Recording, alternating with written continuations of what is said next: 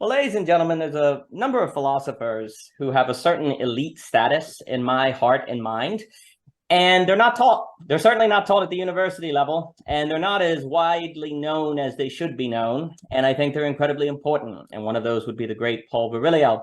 Paul Virilio, when I read him, the Information Bomb was the first one I picked up. It was one of those moments where you go, who is this? And why have I not heard of this person? And it was like, how did I get through an entire education system without even hearing the name Paul Virilio?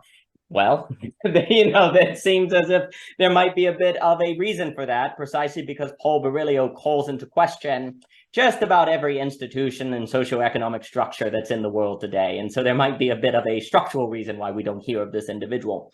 Owen and Joshua are some of the finest scholars I know, and they are very good readers of text, which is very difficult in this world today, and they always offer penetrating insight. And they are teaching a course on Paul Virilio, which I think is just absolutely outstanding and wonderful. It will be beginning in November. They have already had a conversation about some of the concepts and reasons why they value Paul Virilio that can be found on Owen's channel.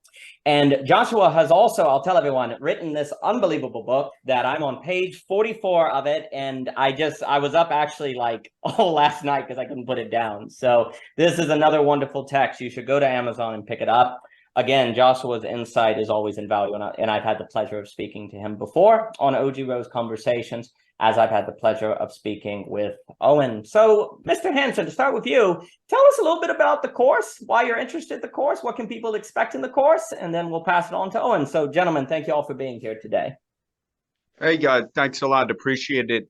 And, I'm Joshua Hansen. I am a independent scholar. I'm also an author, as you had the text, Tractatus Anti Academicus. I just put that out this past year. Some of my interests are, let's say, cultural theory, hypermodernism, and now Virilio studies in particular.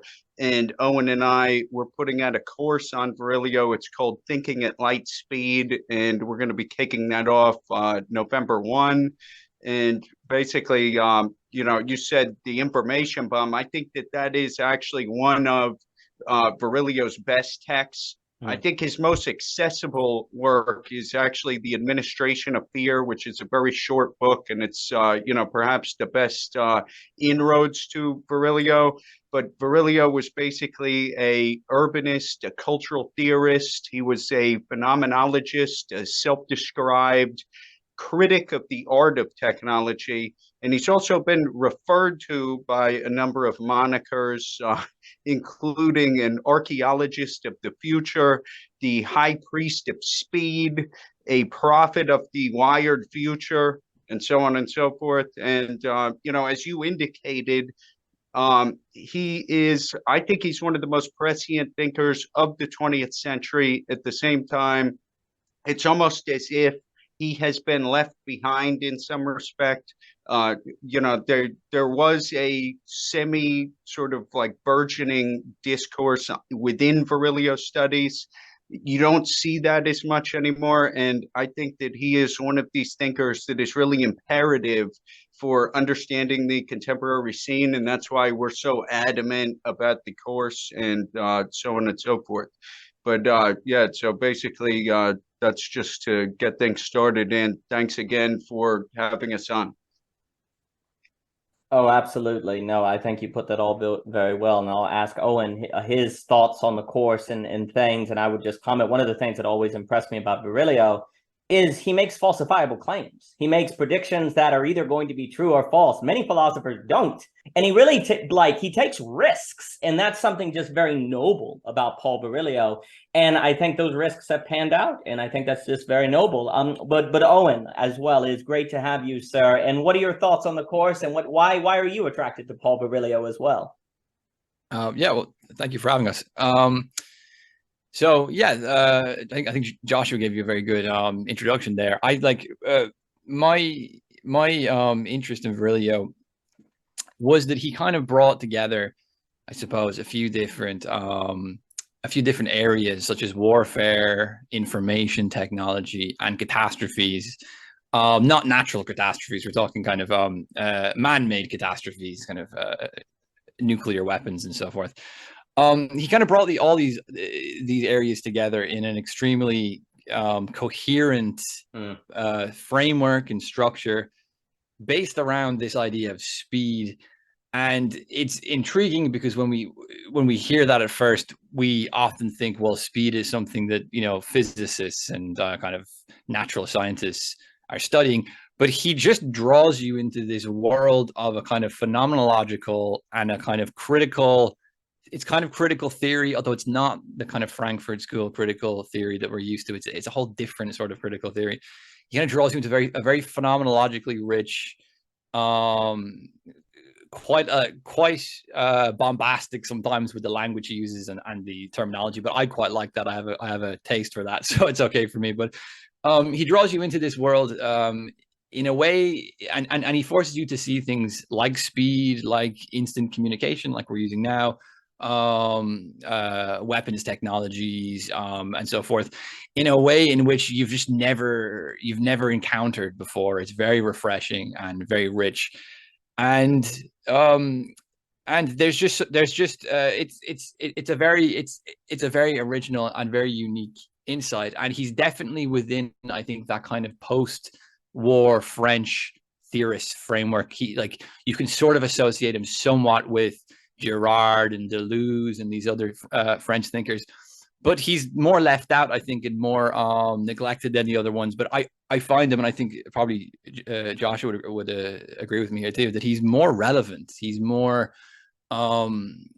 precise and accurate with his observations, although they are quite difficult to grasp. You know, it takes quite a long time to kind of get a kind of coherent understanding of this stuff, which is why we made the course, because we thought he was so relevant. So many things about him were just explaining the world around us, especially during the lockdowns. And we kind of thought, you know what, let's teach people about this. So, yeah. That's an excellent answer. I think and I'll ask you gentlemen next about this, because I'm very interested in the concept of this acceleration of reality, speed and things, and what exactly that means. But before that, one of the things, if indeed the acceleration of reality makes it more difficult to compute or to understand, well, that works against understanding Virilio, right? Like, he's talking in a way that you have to kind of see through the very thing that he's describing to kind of get what he's saying. But if it's like, you know, if you're a fish and you're swimming in that water of speed that's kind of disorganizing your perception, then you don't even know that your perception has been disorganized. But he can help you realize that you're dealing with that. The other thing I was going to say, but really, I have a good friend, Jeff Lupino Esposito, and he with Brad and Matt, they made a podcast musical called In Strange Woods that was a lot of fun. And one of the things that they talk about is one of the characters is a survivalist, and he's just kind of shaking his head, and he's like, look at all these kids going in the wilderness. They don't have any survival skills, and they're in huge trouble, right? Like, the modern man kind of teaches you out of the survival skills you need. What's so interesting about Paul Virilio is I kind of read him basically as like that character teaching survival skills. Like, there is very few philosophers. It's almost like in another one, and I know you've spoken about him, Owen, and I love him as well, like Ivan Illich. Like, if you don't know these thinkers, it's almost like you're lacking survival skills by which to survive the world today. Like, you're going out there on your own, and just like Hal looking at the kids in the wilderness, it's like they don't even know how to tie a rope. Like, they don't even know how to make fire. They're in huge trouble. Likewise, if you go out into this world where perception is distorted, where speed is used against you, this informational architecture that shapes your thinking, and you don't even know about that or how to fight back, then you're pretty defenseless. And I sometimes wonder, without going into detail on it, if the system doesn't like to teach philosophers who are like survival skill teachers. Like, the philosophers that are going to give you like skills to survive, let's leave those out for the philosophers that are going to be more not on the skill side. I'm not saying they're irrelevant, but they tend to be on a more meta or bigger picture sort of thinking that doesn't necessarily give you the skills you need to survive the wilderness of modern life. That's a thought I sometimes have, but feel free to respond to any of that. But I'm also just very interested is what does it mean to talk about an acceleration of reality, this concept of acceleration? What is Master Virilio getting at when he describes that? Yeah, absolutely. I thought those were some interesting points you made. As far as the acceleration of reality is concerned, I think that if you were looking to sum up Virilio's whole project all the way through, that would be one way to do it. Basically, the acceleration of reality towards what he calls a technological beyond. And in this case, we could say something along the lines of cyberspace, in evoking this whole concept that he has about the aesthetics of disappearance, which is quite complicated, but it has to do with the dropping out of the support structure of various aspects. One would be like the de-worlding of everything into the internet would be sort of one example.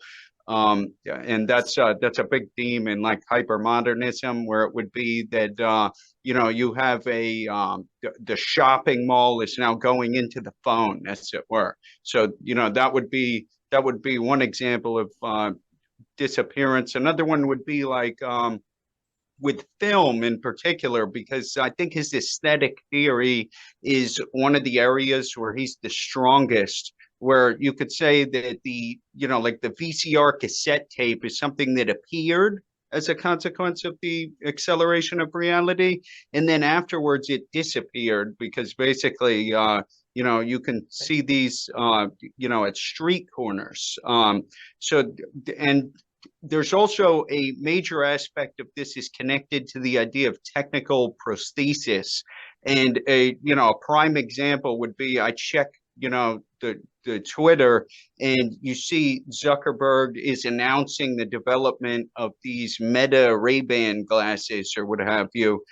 So, basically this is just one more level in sort of the development of increasing conditions of technicity, and also prosthesis.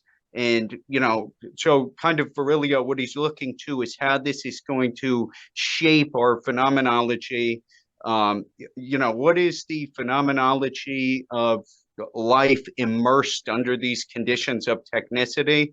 And so as far as where you're talking about these survival skills, like another sort of aspect of the acceleration of reality would be temporal compression.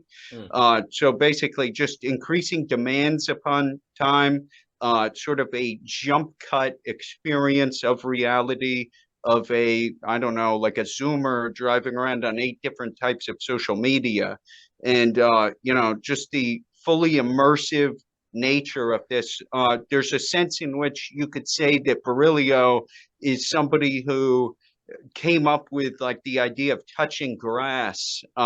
He came up with the idea of touching grass like avant la lettre, before anybody else had even really sort of engaged with this sort of idea.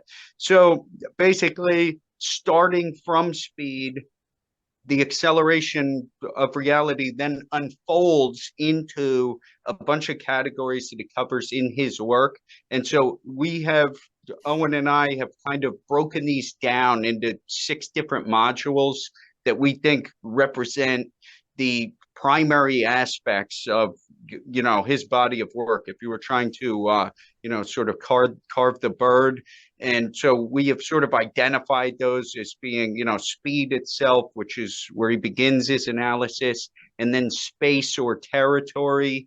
After that, ideas pertaining to like emotional synchronization through sort of interactive communications and so forth. Then his analysis of the accident, which I think is like absolutely crucial to understanding contemporary technoscience. Then to his aesthetic theory, which I mentioned, I think is that's one of the areas where he wrote about the most extensively. It's got to be over 10 texts on this alone, and he's the author of 30 plus books and innumerable articles, so it is somewhat difficult to track all of this stuff down. And then also he has an analysis of basically gray ecology, as well as basically suggestions for how we might move forward under these associated conditions and so forth. But that's how I would put it. I'll jump on the acceleration point. So I think that the term acceleration of reality is probably peculiar to people hearing it for the first time, but my reading of it anyway is basically that he's trying to say that speed distorts things. It distorts our perception of the world and what's going on. And within instant communication, within technologies of instant communication, we live in a distorted representation, basically. And I think that this is interesting because it's a unique angle to take on what could be called a genre of sort of criticizing the communicational logics of the modern world. So, for example, Noam Chomsky will discuss media theory in his own way. His theory is his work is more based around there's kind of conscious Machiavellian manipulators of media, kind of fooling the masses and so forth. You can have something like Girard with mimesis, how mimesis functions. You can have I can't remember his name, the guy who wrote about simulacras, and his again, French guy, right? So yes, it's kind of within the French. It's within the French vernacular, and Virilio picks up on speed, and it's because he doesn't really think that we need to be put into like VR headsets, like the metaverse, in order to be lied to, or in order to have a distorted perception of reality. He doesn't think that we need to have a kind of Machiavellian class of like well, although we do have experts, of course, but like a Machiavellian class of kind of invisible manipulators, sort of like Edward Bernays and Walter Lippmann and so forth. He thinks that the very fact that I can I can send information and receive information instantly basically collapses the spatial particularity of which we experience the world in. And a good example of this is within the whole culture war framework, because you'll often see people trying to apply the culture war framework of what's happening in the US to small nations in Europe, for example, because we no longer live in a particular locality. We live in a sort of instantly communicative infrastructure, which just sort of gives us these frameworks for understanding reality, which are departicularized, they're delocalized, and they're, I suppose, in that sense, imposed on us, right? And I think if we think of the lockdowns, for example, and COVID, I think we were often being told through media technologies a reality which we had to be aware of and respond to in certain ways, which was very, very different from the actual experience of reality, you know. And this is a good, I think this is a good example of the danger of speed, because as speed facilitates this instant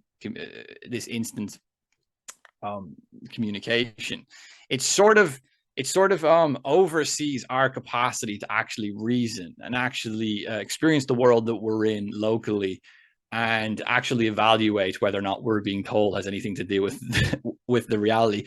And I think that so when we're talking about speed, we're also talking about movement.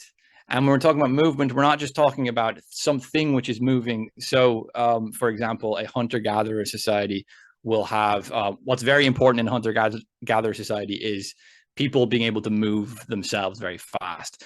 The more and more advanced civilizations get, the more it becomes about infrastructure. You don't really need to move very fast in the modern world. You have technologies of transportation that can move you, but and you have informational technologies which move information. And the important thing here is that the more advanced the infrastructural component gets, the more you don't really have an input in evaluating or perceiving that reality. You're stepping on the reality train, and the train is moving around for you, if that makes sense. You're not wandering in the woods. What is going on? What is this? What is that? What Aristotle called, I think it's thumausine, I can't remember the exact Greek word, the wonder, awe, that original inquiry into the world, which he argued birthed philosophy. that is very much a danger within these kind of techniques of speed, because we don't really have the capacity to think and to wonder and to evaluate. We're sort of emotionally synchronized into a pre-existing infrastructure, and this is often not an infrastructure and a framework which is actually corresponds to the truth. And that's, I would say that is basically my interpretation anyway of the acceleration of reality. Both of those were really fantastic answers. A few thoughts come to mind. You know, as Joshua was speaking, it occurred to me, it's kind of interesting because I wonder if technology makes every year feel a little more distant in the past. And what I mean by that is when I grew up, there was no internet in the, you know, born 88. The first Game Boy I had was that giant white brick. I remember VES. And it's interesting how it's almost like when you think of the past, you think of a technological paradigm or infrastructure to go with it.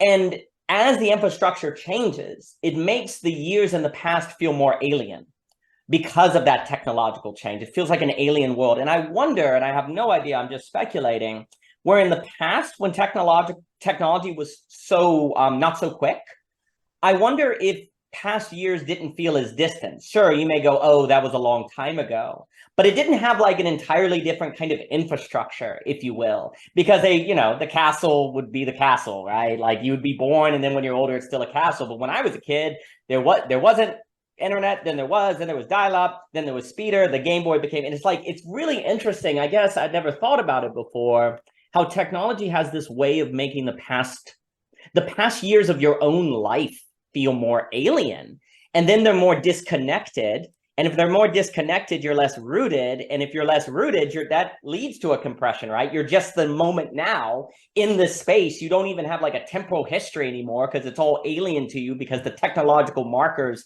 make it distant from you. And that too compresses you in a manner that may make you more controllable or manipulatable. So it's interesting to think that. And I wonder in the past, I do, like my grandmother, just speaking with her, she lived to be like 90, and all of the technological change that she went through being born in like 1910. And then it was like how those were, how she really did speak as if her past was kind of an alien civilization or something that became increasingly distant to relate to, simply because the technological shifts occur. And I wonder if that's part of the equation as well. Some other things. It's interesting where Virilio focuses on speed. And if I were to make a distinction between object and horizon, I think a lot of analysis, like even if we look at Baudrillard, the death of the real. Now, I like the concept of the death of the real because if the real dies, so goes your standard to tell that the real died, right? You can't even tell. And I think Virilio is kind of pointing on that as well. Like if your perception is distorted, you also lose the ability to perceive that your perception has been distorted. It's kind of like a Calvinistic total depravity, right? But you see, like, and a lot of the thinkers who are concerned about technology, I'd be curious how you respond to this, and anyone's free to speak, whoever likes to speak. I feel like, so for example, in Heidegger, and I think his analysis of technology is quite good, but he talks about the difference, if I recall, between the windmill and the power plant with the Rhine, right? Where the windmill kind of works with the aesthetics of nature and the power grid just distorts the river, right? The problem, though, with that analysis is it kind of assumes that you can perceive the difference. And it kind of assumes that the problem is a certain object. Like, oh, if we just had windmills, we'd be okay, right? Well, one, that assumes that's an option, that you could have that there's always an alternative form of the technology that's socioeconomically benefiting you that doesn't impede nature in that way, right? But still, the main point is that Heidegger is like, you can kind of see an object, right? Likewise, the problem with too much emphasis on the simulacra is you can see the screen. You can see the internet, right? It's more like an object. But what's so interesting to me that makes Virilio's analysis so profound is it's more like he's saying, no, what's been distorted is a horizon, a way of understanding in which all objects are located, right? Like you've had your very perception accelerated to where you are incapable of fully perceiving. Where most critics of technology or people concerned about technology points at as objects of technology that we need to look after.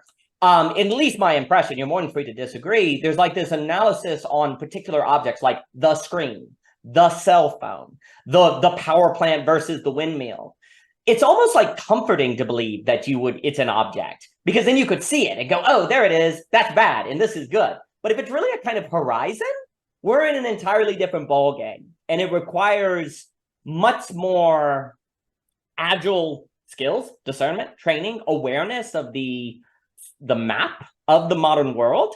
And if we're just looking for objects to manipulate us, we may not notice that our horizon or way of understanding the world has already been manipulated. That's also, to me, kind of the problem. Like, you can, if you're like, oh, we just got to watch out for the power plant. We just got to watch out for the screen. Well, then you may never take a moment to say, wait a minute, let me look at my very way of seeing the world to see if it's already been distorted by something. It's like, that's the thing that I value so much in Virilio, is he's like, hey, stop looking at the objects of technology.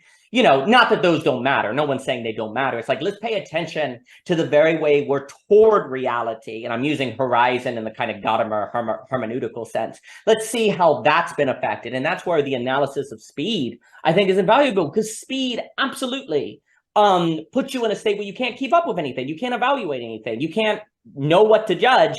And then, based on Joshua's book, the only ones who are allowed to judge are in positions of power that you can't access or evaluate yourself. And so it all seems to kind of feed in of itself. Those are some thoughts I'd had. I'd be curious, any response or of any nature.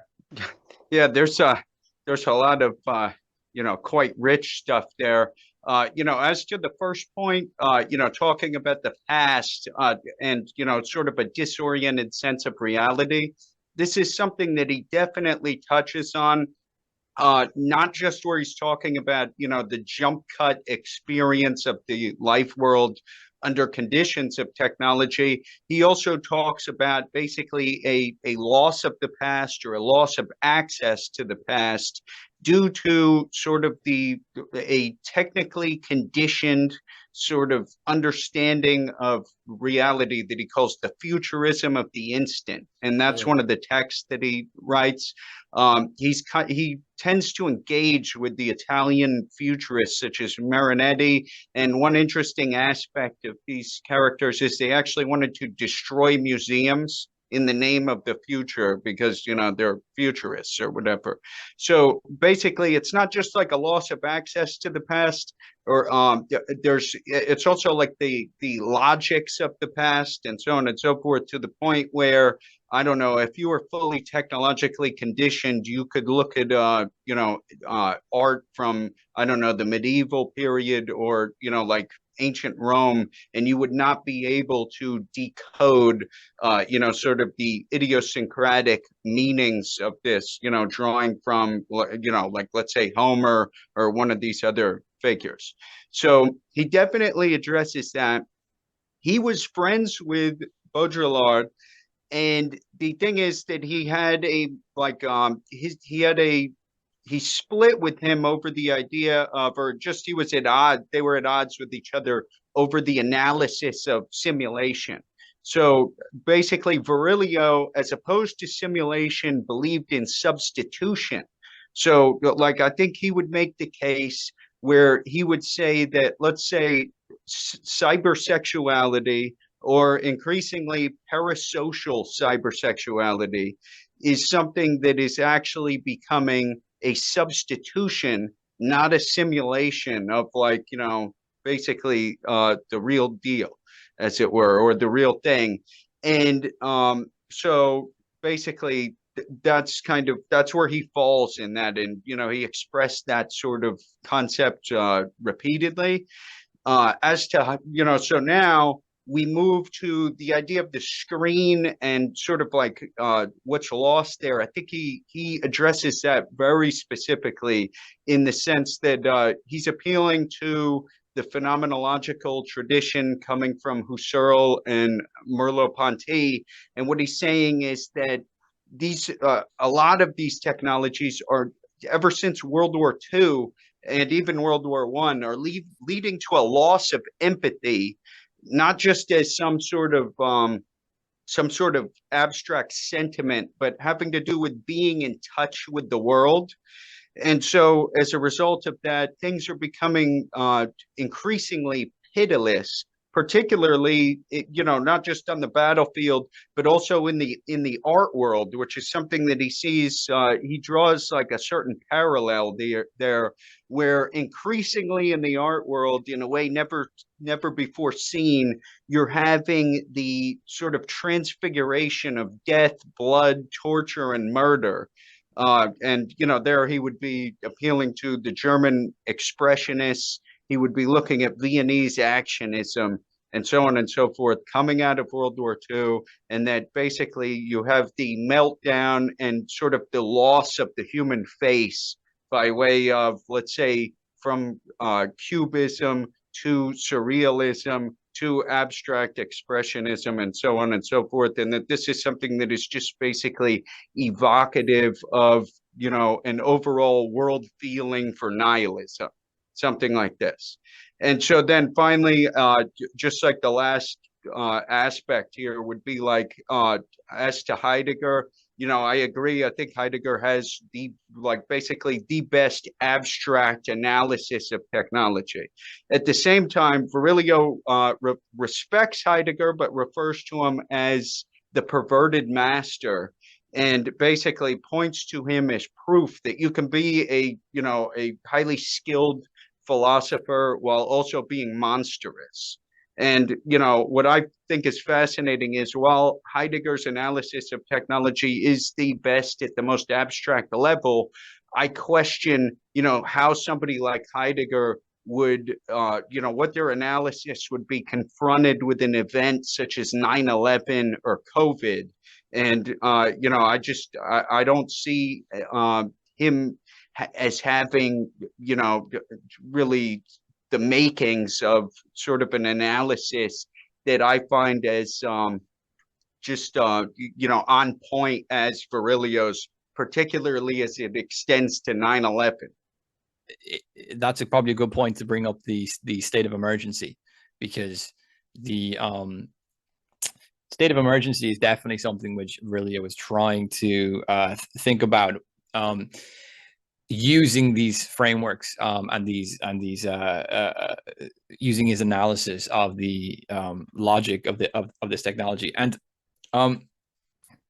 just quickly as a note for the question of what you brought up, Daniel, stepping outside of the sort of pre-given framework and to actually perceive what is being imposed or assumed by you.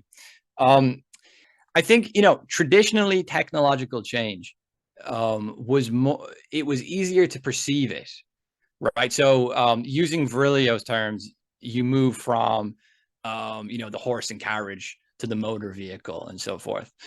Once we're in a world of digital techniques, it's more it's become suddenly more difficult to actually step outside of what you might call the machine, for a lack of a better term, or the kind of technological system which we're architecturally, spatially inside of. It becomes more difficult to kind of go, okay, like this is the technological change, this is what happened, and so forth, and this is how it affected us. We sort of lose that capacity to step out and look at the innovative development, we could say. And I think that there's why we've lost this capacity for evaluation, for self-evaluation, and this falls into something that Virilio refers to as philo-folly, which is like the philosophy of folly, the philosophy of blind spots. Nearly, we can't perceive what we are doing. One explanation for this is basically that these communication systems sort of emotionally synchronize us in a way in which we sort of lose the rational detachment or even the self-discipline to perceive this. First off, before I forget, I've been wondering more and more, just based on your work of thymos, you know how there's like the depth drive in psychoanalysis? I wonder if That's like an honor drive.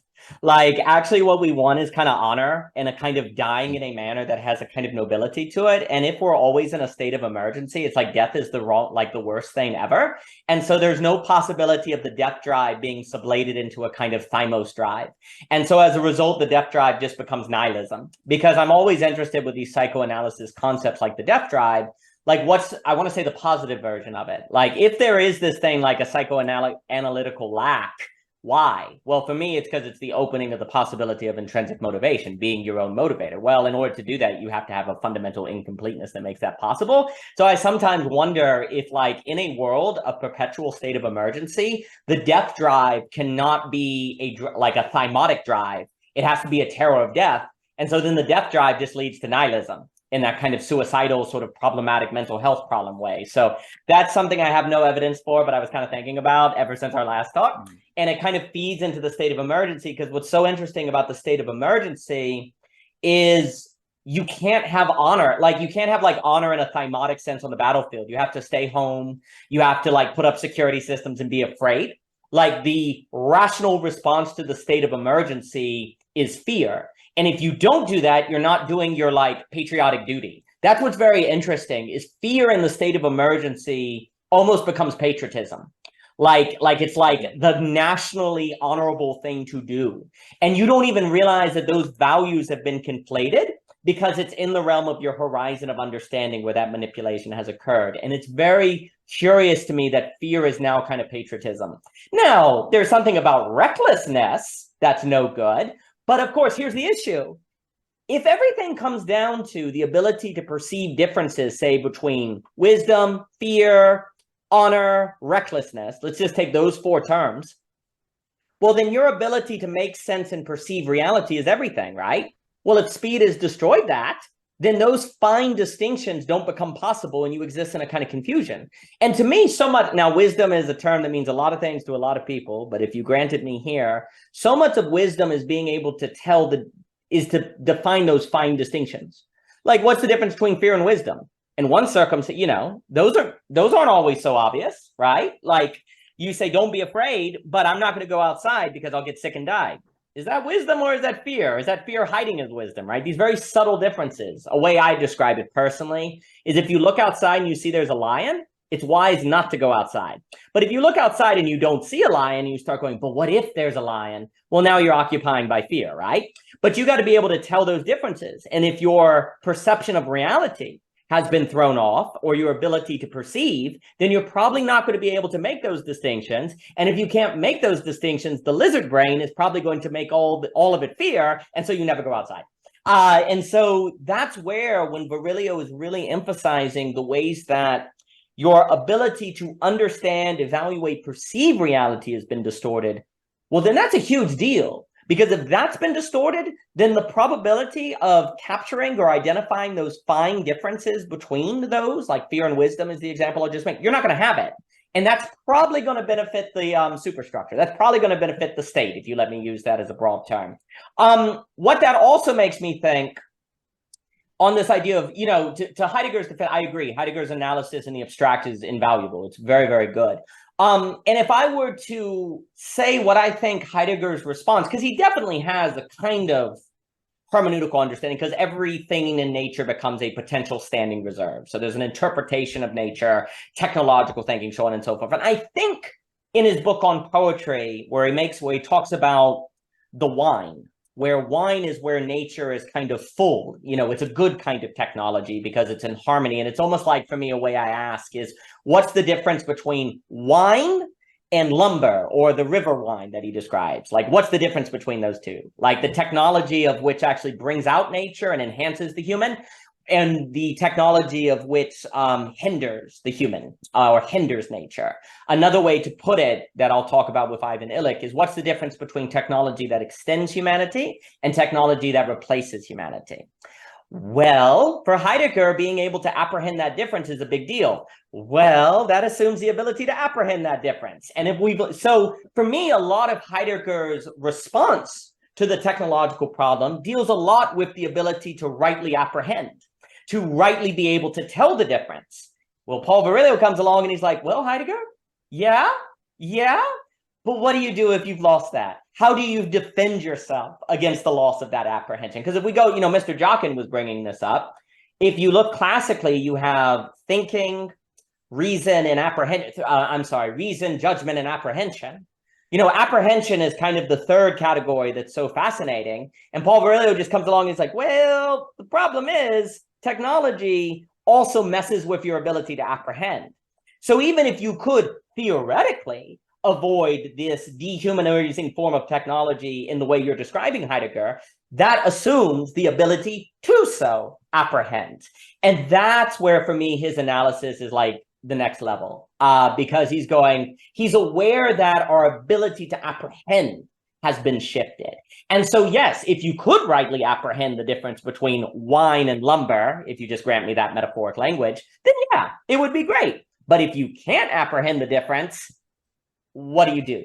How do you shift things? How do you go about it? And that's one of the ways I think about him. And that also then makes sense on where aesthetics are so big for Virilio, because aesthetics are precisely a certain apprehension. You see a certain thing and you apprehend it as how it's supposed to be or not how it's supposed to be. And if technology has trained you to be in a perpetual state of emergency, then when you look out the window and see the aesthetics of a community that's not taking the state of emergency seriously, oh, that's wrong.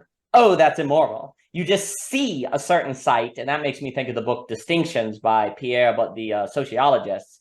That's a different topic, but it's interesting to think how apprehension and aesthetics are so big here. As far as the point about Heidegger, definitely we have to grant that we are presently, as we speak, technologically inframed, like quite literally. So, we have to basically give it to him there, unquestionably. I think that as far as, perception under, conditions of technicity, that Virilio would argue that there's almost a new reversal of Dasein as openness towards being, where there's a closure of being in a significant respect, particularly because of the voluntary immobilization of the human body that he calls polar inertia. So that's definitely one aspect. As for Freud, I think it's a direct quote, almost verbatim, where Virilio looked at Freud and basically said that it's impossible to understand the 20th century without the death drive. And that particularly lends itself to his analysis of aesthetics. But so you have basically the unfolding of nihilism in the post-World War II sort of period, and largely associated with the reduction to bare life, which I think, as you correctly pointed out, leads to the possibility of the administration of fear. So where it had been the standardization of opinion as being the major sort of vector of like how the media was impacting the public, now we have the administration of fear under the conditions that you're talking about, as well as now it becomes a very real question with drones and, just basically these screens of death, as it were, something that, if he doesn't, I'm not sure that he's at the point of analyzing that, but he certainly analyzes like the Gulf War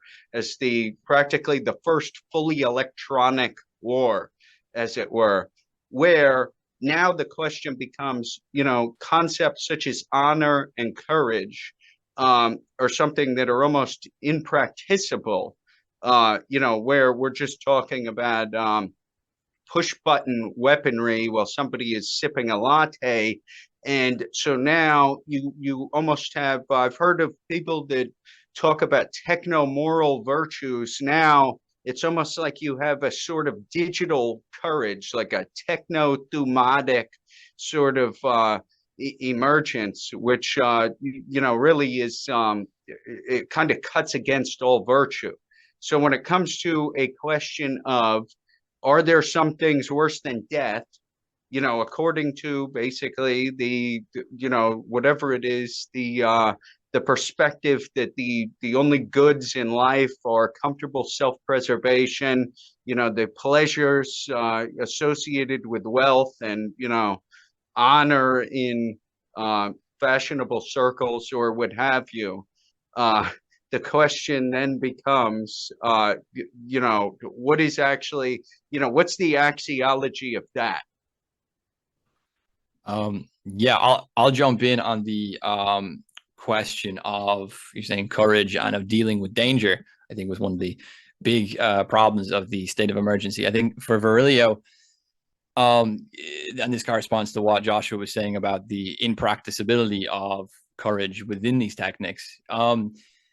There's a sense in which when we displace fear from an object into an environment, suddenly we cannot respond to it.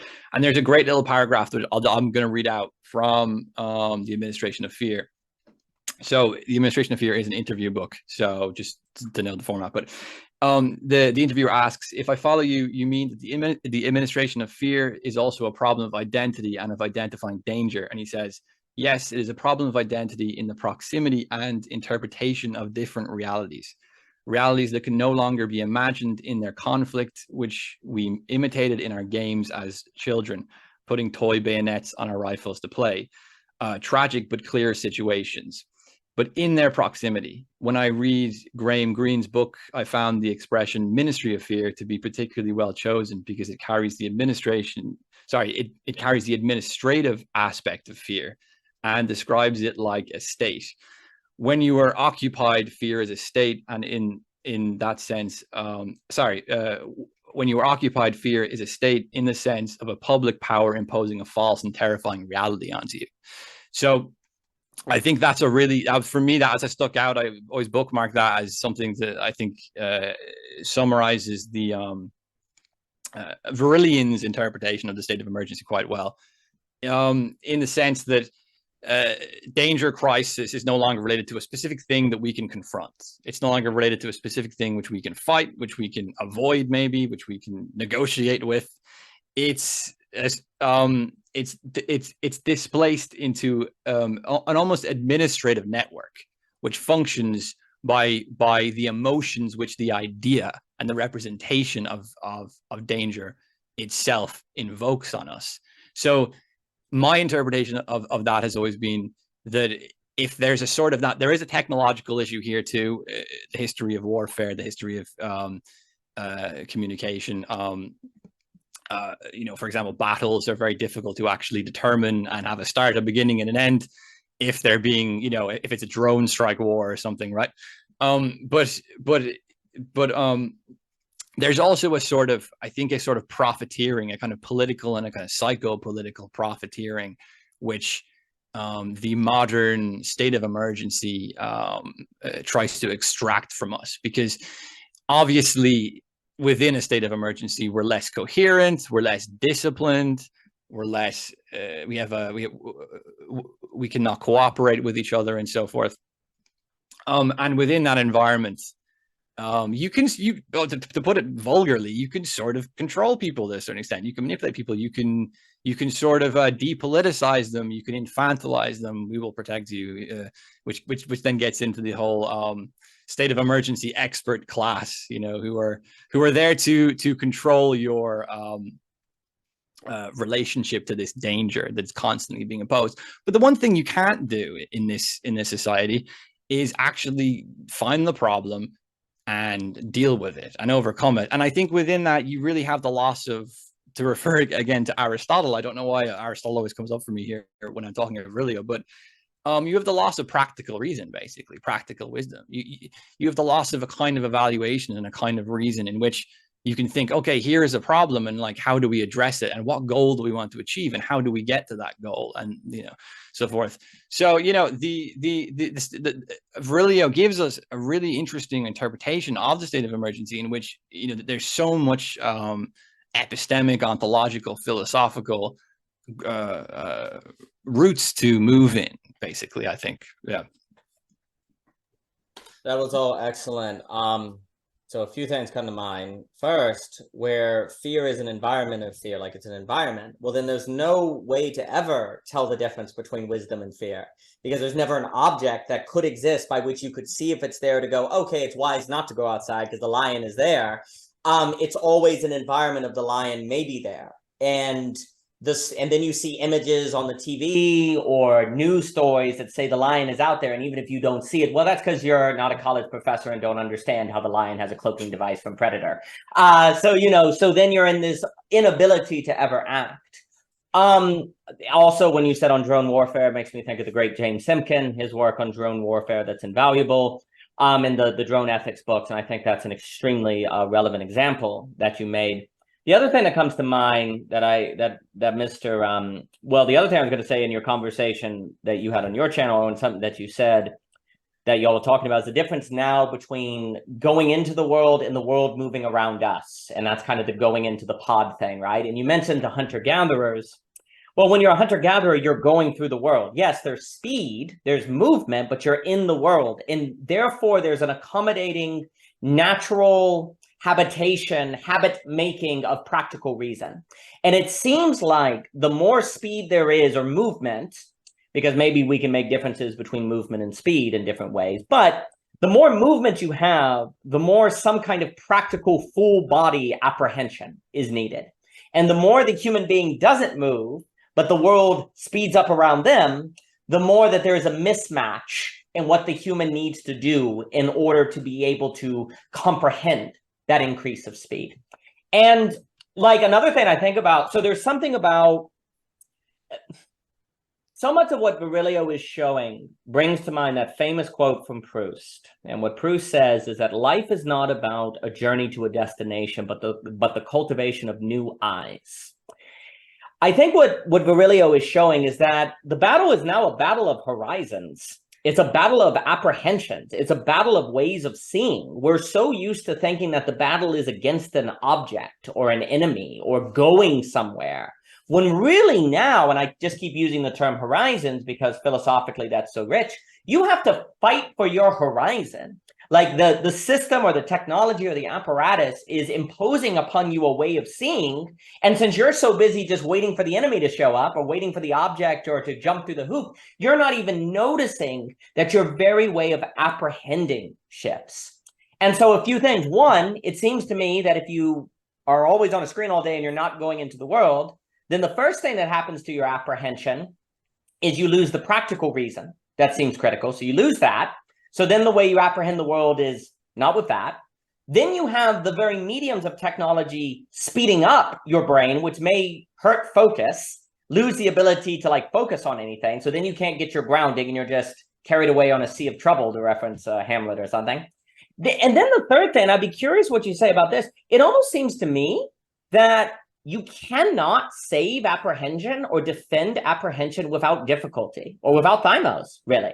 Like there is something about difficulty or facing fear or courage that actually has a very practical impact on your ability to own your own horizon or to defend your own horizon. And if people are always afraid or they're not going into the world and acting, they therefore actually cannot have their own apprehension of the world. And if so much of the battle now is about defending your very capacity to apprehend reality, and there is something about modern life in its quote unquote comfort or excess or bourgeoisie virtues, we were talking about that, and the great question of can bourgeoisie virtues and thymos exist together? Is that inherently an impossibility?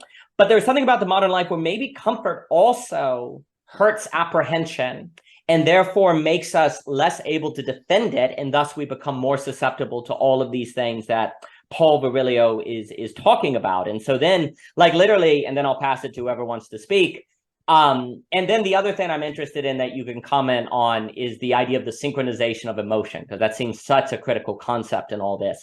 But, it's almost as if you do not go and touch grass, the day will come where you cannot apprehend grass.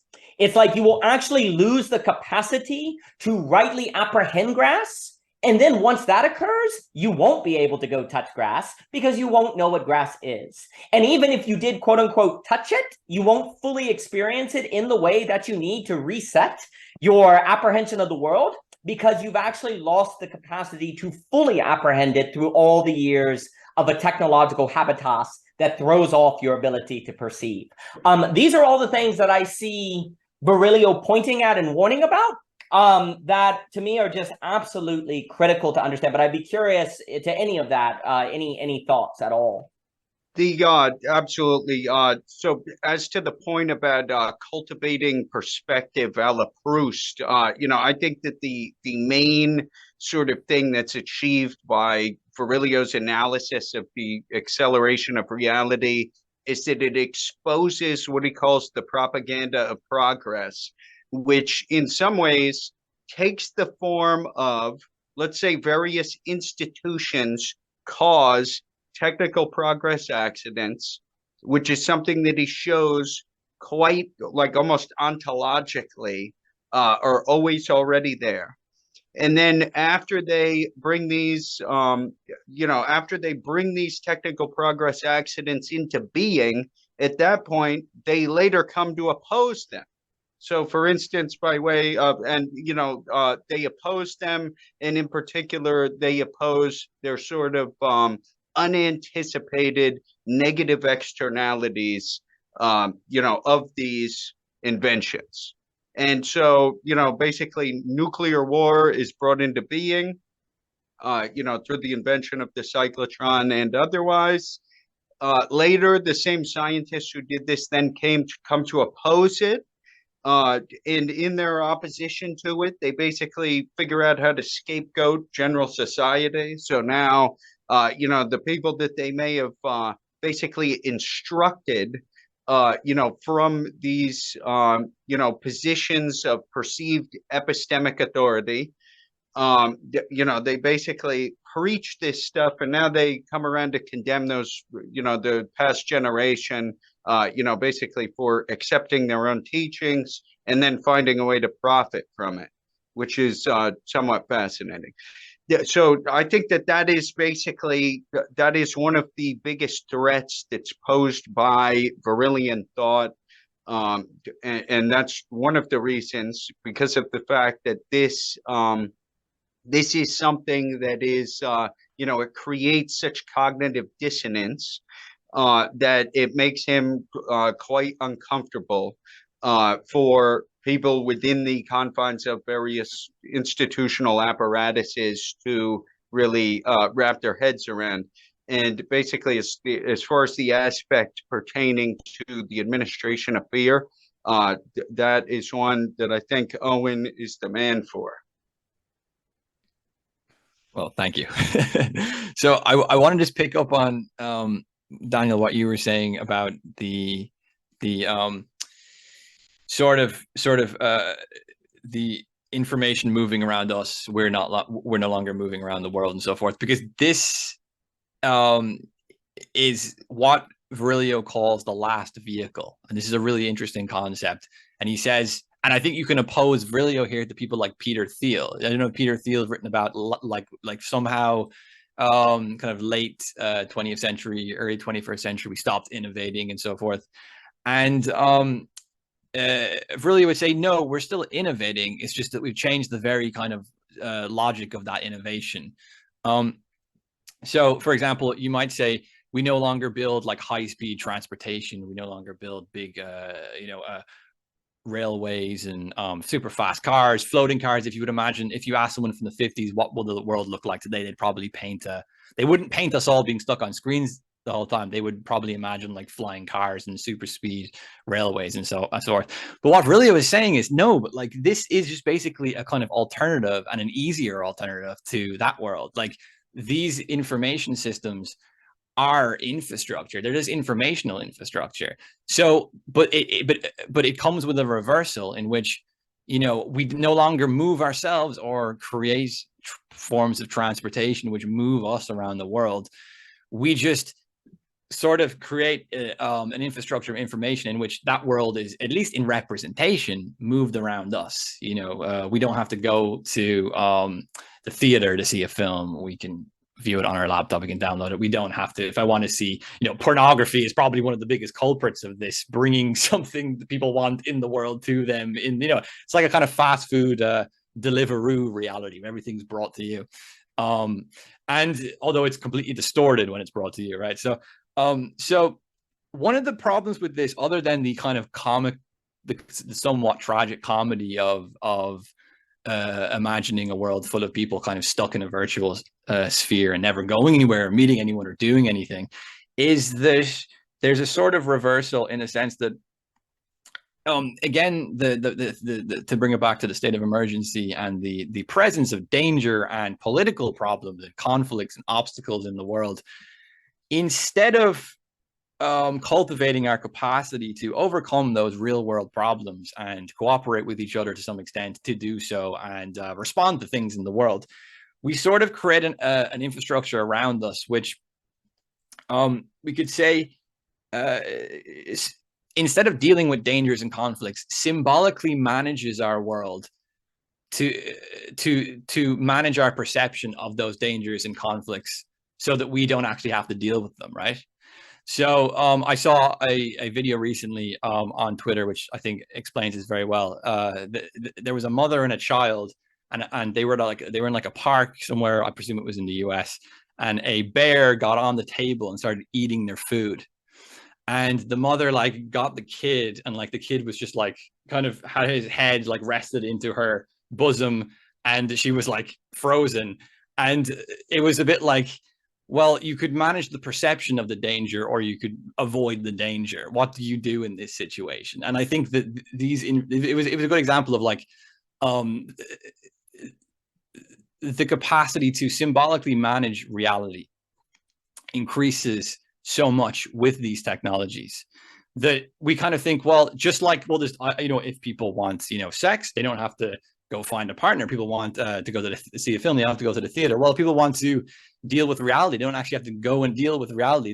They can sit at home and have that reality sort of mediated and perceptively managed in a way which doesn't threaten it.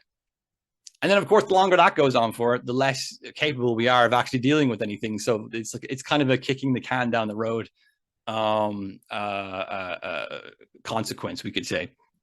So yeah, those are just some thoughts on that. Well, that was magnificent. So a few things. Justin Murphy recently made the point, I believe that we were talking about Blood Meridian by McCarthy, but he had also been reading Neuromancer by William Gibbons. He made the point that's so strange is in that book, there's like no screens. Like, you know, and I never noticed that. I was like, oh, that is interesting. Like in the past, like when they're talking about like the future, they don't imagine everyone on a screen. You imagine like technological like vehicles and planes and different things, but you don't really see many screens in Neuromancer. And it's very interesting how history has been quite different, hasn't it? The other thing is on your point that you were just saying there, it makes me think of your book where you make the point that touch is how you apprehend reality for Aristotle. Like it has kind of a special status because touch is where you go, oh, this is real. Well, if indeed there is something about apprehension and perception that requires activity to be full, what we could say is that today, increasingly, we're being trained out of the apprehension of touch. And if Aristotle is correct that you need touch to tell reality, we cannot apprehend reality. And so, or what is real. And so when a bear shows up, you're not even sure if it's real. Like it's the same with the shark example, right? And so like that inability, and honestly, we work in a wedding venue. The younger people very often look like deer in a headlight when you speak to them because they're on the phone all the time. They're like, they really do seem like, oh, this is a real person. Is it a real person? I've never touched one of these. I don't know. And you really do see almost a like pause, like this very pregnant pause of, is this real? Is it, or is it not? How do I respond to this? And I'm not trying to be a older person who thinks the younger generation is is in trouble. I actually think, honestly, I think older people can have a lot more cell phone addiction than is identified. Like a lot of times we talk about younger people being addicted to phone. No, you see older people just as bad. So I'm not just hitting on young people. And in fact, older people might be less likely to identify their cell phone addiction because they just assume they couldn't do that because they didn't grow up with the technology. And I actually do see it would be a larger conversation where some younger people are becoming kind of anti-cell phone precisely because they have kind of an awareness of this. Now, that would, so I'm not beating up on young people, but the point I'm trying to say is that there's this interesting moment of, is it there? And that goes to show you too, that when the world is running around you, as opposed to you running through the world, your ability to apprehend the world certainly becomes impoverished in terms of touch. And if it's impoverished in terms of touch, it's impoverished in the sense that makes clear something is real, that something is there. And I think that's a big deal, because then if you're confused about reality, then you can't evaluate what's real. And so then if you're in an environment of fear, you can't identify if the fear is real. So then you go along with it because it's always better safe than sorry. Like that premise is so dangerous because it always justifies going along with the environment of fear. No, it's very possible to be safe and sorry. It's not the case that just because you're safe means you're not sorry. It could be that being safe is the thing that makes you sorry. And the other point that came to mind is, on this idea of the myth of progress, which I always enjoy. To me, it's kind of like an empirical question. And I thought we all knew about this like great stagnation thing where first world nations get into slow growth, falling birth rates, and like Tyler Cohn talks about and Peter Thiel. Like it seems to me that the idea of progress doesn't seem to be so clear cut. Like you don't see the numbers that you would expect. You see, it's quite clear that history, I guess if you want to say what's the shape of history, people have this kind of slope or it's a circle. I was saying the other day at the net, it's probably more like a technical chart in stock markets where it goes up, then it collapses, then it flatlines, then it goes up. Like maybe technical charts in stock trading is actually the shape of history. And it probably is something more like that, where it climbs just before a complete bam, then it flatlines because you're below the demand event horizon, then it goes up. And you just don't see the evidence of the myth you don't see the evidence of progress in terms of the numbers. And this is why I think the aesthetic question is so important. I'd be curious how you respond to this. Like what I feel like Paul Virilio understands is that you are trained almost like a dog that's given a bone every single time. When you see a screen, you go progress. And you look around and you see screens, you go aesthetic progress. Therefore, we're progressing because we have screens now and we didn't in the past. Like there's a certain, I want to almost talk about smoothness. Like when you look around and you see smoothness in nature, when you see kind of technology and things, you're like, oh, there's an aesthetic of progress. And if, I mentioned the distinction book, like he talks about how the way that the upper class has controlled people in the past is there's a certain aesthetic. You say, oh, that person is dressed X way, they must be upper class, without you even knowing them. So the term that he talks about in the book Distinction is recognition without knowledge. Like you're able to recognize upper class without knowing if they're upper class or even knowing what that means. Likewise, the working class comes to have a certain aesthetic where I'm supposed to drive a truck, have a small house. That's the aesthetic. And if you see that aesthetic, you go, these are my people. And then if you yourself leave that aesthetic, you go, oh, I'm leaving my working class status, I should come back. So the aesthetic has a kind of soft power control in a way. And it all works according to like recognition without knowledge. That's kind of the key principle. You recognize the aesthetic. And this is where aesthetics are so powerful because you're able to recognize, react to the recognition without any knowledge of the recognition. And I think this actually speaks to how like the academic thing works, right? According to Hanson's book, right? There's a recognition of academic power without understanding how academia works. But if you actually go in to see how it works, you're like, oh, the emperor has no clothes kind of thing, right? And the reason I say all this, because it's almost like what we've been trained to do, is we see a certain aesthetic that we've been told means the myth of progress is true. And we recognize it without understanding what progress is or understanding how history has been. So we don't question it. And then we just go further along with the technological enfrainment. I'd be curious, any response to any of that? I also think it's curious. I think it's in The Art of the Motor where he talks about the atom bomb was a violation of nature. I think this is also part of it because grass is made of atoms. and atom equals atom bomb. So touching grass is touching atoms, and atoms are dangerous. They could be the apocalypse. And I know this sounds crazy, but I actually do think there's a subconscious association where bits, you can't get an atom bomb out of bits. Or on the internet can't be an atom bomb. So there's almost like, also, I sometimes wonder if there's a flight to the digital because it's made of bits. You know, you mentioned, Teal, we talked about bits versus atoms, where all the innovation is in the realm of bits. It's almost like after the atom bomb, we're like, let's not innovate in the realm of atoms because atoms are what gave us the atom bomb and that's going to kill us all. So we'll be safe. And we'll just innovate in the realm of bits. And it's almost like there's a I have no proof of this, but it's something I think about a lot. How like atoms are dangerous now. And nature is made of atoms. But the internet is made of bits, so it's safe. So we're going to have all the innovation there. So anyway, I have thoughts on the aesthetics, the recognition without knowing. And also I think it's just very interesting, this kind of idea of this kind of progress. But I'll give it to that on anyone who would like to speak. He continually evokes Hannah Arendt, who makes the statement that progress and catastrophe are the same side of the coin, basically. And so therefore, what is pointed to as being progress is something that I think he shows in a way that's quite analytic. What we actually tend to see is increasing anthropogenic catastrophe. Or accelerating anthropogenic catastrophe, lending itself to even more interconnected accidents.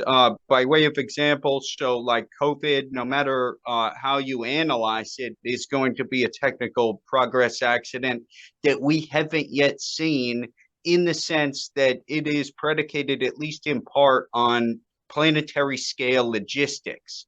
So basically, those logistics, basically just in time and so on and so forth, or would actually in some ways facilitate, basically the transfer of pathogens.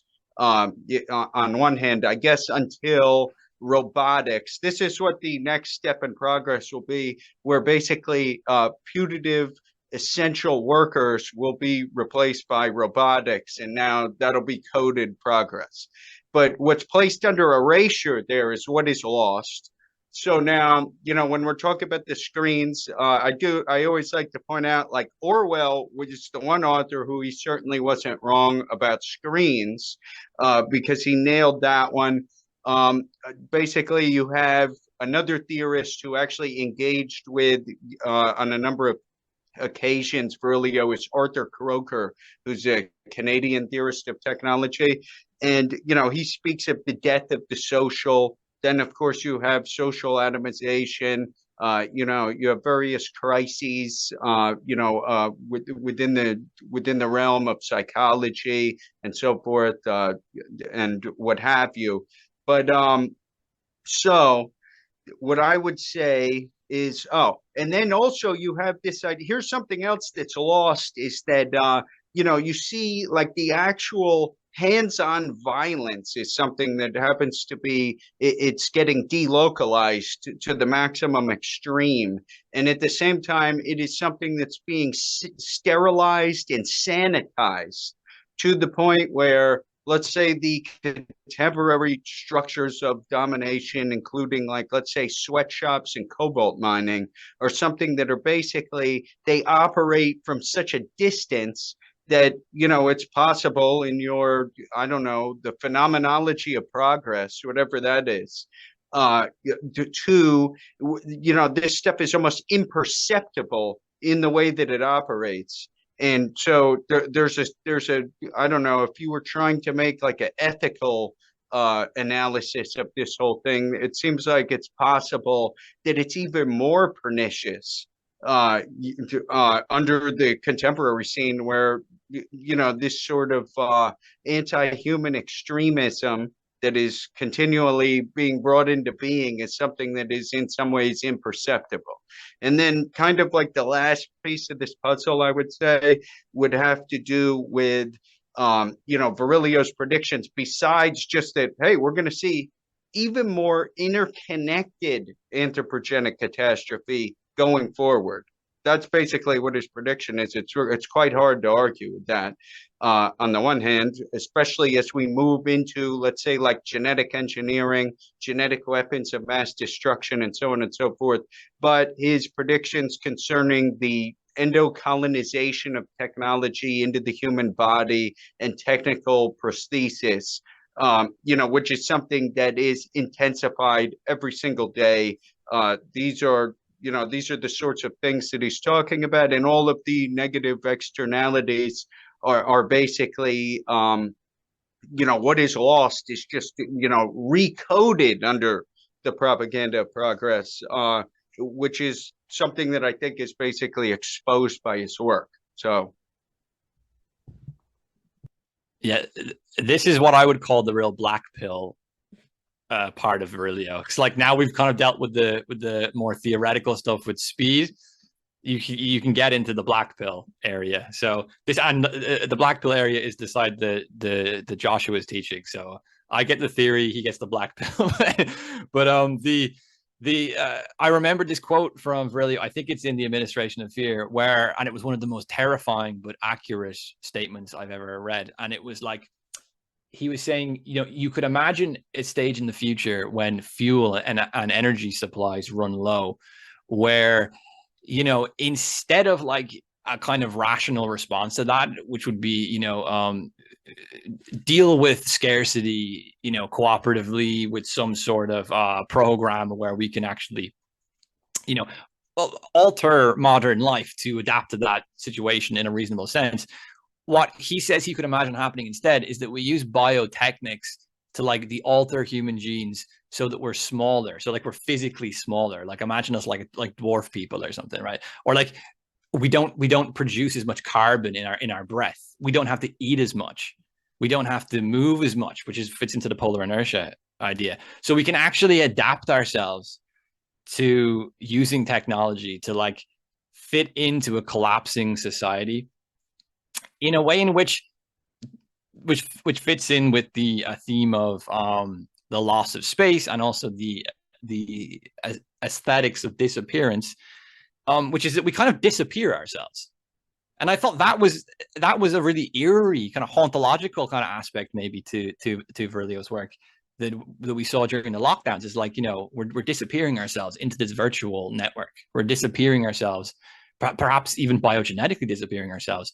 We're saying we shouldn't reproduce. We shouldn't have children. We shouldn't be as impactful. We shouldn't be as present. We shouldn't be as big. We shouldn't be as whatever. Like, there are his I would say that his analysis of aesthetics and art and ecology is, it's really accurate. And because it's accurate, it's terrifying, because his theories of this stuff is actually quite it's quite worrying. And I think a lot of people might resonate with this stuff, despite it's the obviously quite dark element to it. Because I think today, to use the example of like 15-minute cities, or like you're not supposed to eat meat anymore, or you're not supposed to offend people anymore, or whatever, or like there's a kind of weird, I would say a kind of technocratic emergency state response to like every single little element of our lives. Not just again, fits into the conversation earlier, not just to a specific crisis, but like everything in which we're supposed to kind of disappear ourselves, just shrink away into nothingness, don't make a sound. And I think that creates a lot of claustrophobia, a lot of pressure, and a lot of frustration with people. And that's obviously then spilling out into at the moment, at least, with kind of populist, sometimes conspiratorial, but generally a kind of populist frustration with the regime here that we're discussing. So yeah, those are just some thoughts on aesthetics. Excellent. It's very interesting. So a few things. First off, the idea of catastrophe and progress being two sides of the same coin, I really like. That's really great. I'm also very interested where it's almost like the logic of the market in some respects, if we go to an early version, is I don't know how to fix a car, so I'll call a mechanic to come fix my car. I don't have the skill to do it, so I'll get someone else to do it. I don't know how to remove yellow jackets from my house. So I'll call someone else to do it, right? And there's a benefit to this because we can't know everything. But at some point, there's a problem where you have no skills and ability yourself. So you have to continually refer to something outside of yourself. And in that act, you're shrinking. So it's almost like the logic of a market that creates demand taken too far then results in this kind of shrinking. And then you're ultimately referring to the state will do it or the corporations will do it. I'll summon them to come forth. Well, one, I guess in some respects, the opposite to disappearing ourselves in that sense is thymos, right? I'm not going to disappear. I'm going to fight. So this is why thymos seems to be such a big deal. And there also seems to be an issue on, at least when you have mechanics and meat cutters and you're going to them, it's kind of concentrated on the skills, but technology could theoretically almost replace you in everything. So then if you're just going to go like, oh, well, I'm not going to try to fix my car because I don't know how to do it. Well, it's rational, but what if it's like, oh, I don't know how to be human, so I'll get the technology to do it. Like you follow that logic to a point, then you're just replacing humanity entirely. And there is this kind of disappearing structure to it. And the other example, and then I have a question I'll pass to y'all. Like on this idea, like what if one day we figured out, I really like, so maybe that's why you have all the small gray aliens, right? Maybe they're part of a civilization that bioengineered themselves to be small, to be able to handle it. So maybe we're all going to turn into grays one day. We'll see, little grays. So, that'll be great.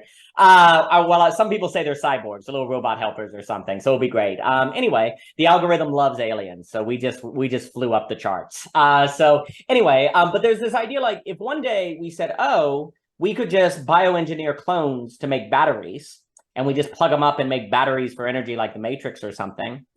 What if an alien civilization came and saw us doing that? Would the aliens go, that's immoral, or would they say, oh, that's progress? I think there's actually a pretty good chance that the aliens would say that's progress. And so if technology is leading us to a place where we're going to view making clones and turning them into batteries as progress, then that's turning us into aliens. In this negative sense. Do we want to be aliens? Because this is the issue. There's like technological rationality can't seem to stop you from getting to that place where creating clones to be batteries is progress, right? Like that right there as a thought experiment goes to show you why we have to complexify the myth of progress, right? And if you say, well, that would be a good thing. Oh, so what are we talking about then as the human being? And those are the things where it's like Paul Virilio and Ivan Illich as well is like, hey, let's think about this before we get there. Because if we get there, we've probably had our ability to perceive reality messed up in the progress. So we couldn't tell that this is a bad place to be. It's almost like they're warning you. It's like, hey, if you arrive at this future, by the time you get there, you will not actually have the capacity to realize this is a bad place. So we have to think about it now, but here's the problem. If you think about it now, since the bad thing hasn't happened yet, you're like, well, we don't need to worry about it. So then there's this very big problem there where you have to take seriously something that you haven't seen the full extent of the danger, because by the time you see the full extent of the danger, your ability to apprehend the problem that you are in is gone, or it's been taken. So the question I have, you can respond to any of that or some of the things that Raymond said before, because I thought that was magnificent. In what way is learning about Virilio, like why is Virilio, what are the ways that reading Virilio and understanding Virilio help you defend yourself against the things that Virilio is teaching? Like what is it that Virilio, you learn from Virilio in learning these things that then kind of prepare you to handle what Virilio is saying? Now, that's a very open question because I always think about philosophy as self-defense, inspired by David Hume. Like one of the reasons you do philosophy is to have self-defense, like martial arts, really, because ideas, well, they change how you see the world and you ought to defend how you see the world. So there's a self-defense element. So I look at Virilio kind of in this realm of self-defense. I'd be curious what y'all think about that. That might be right, that might be wrong, but let me pass it on to whoever wants to speak. Sure. I think that basically that the study and reading of Virilio is the best way to cultivate a truly hardened realism about our contemporary situation. And so he does not just sort of identify as like a pessimist or just like a doomsayer, just sort of by itself.